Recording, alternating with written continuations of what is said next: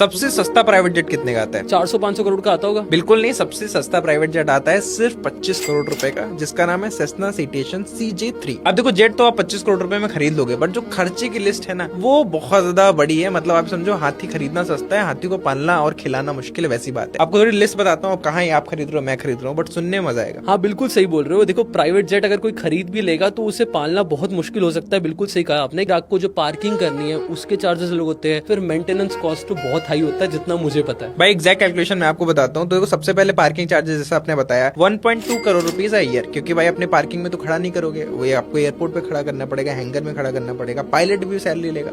सबसे सस्ता पायलट भी ढूंढने जाओगे तो 50 लाख रुपए साल की सैलरी तो लेगा ही, भले आपका प्राइवेट जेट छोटा है। उसके बाद आता है फ्यूल कॉस्ट, जेट फ्यूल पड़ता है। मर्सिडीज भी अगर आप लोगे ना तो 1 घंटे चलाओगे तो 1000 का ही फ्यूल जाएगा उसके अंदर। बट अगर आपने प्राइवेट जेट हवा के अंदर 1 घंटे उड़ाया है तो आपका 1 लाख रुपए का जेट फ्यूल का एक्सपेंस होगा।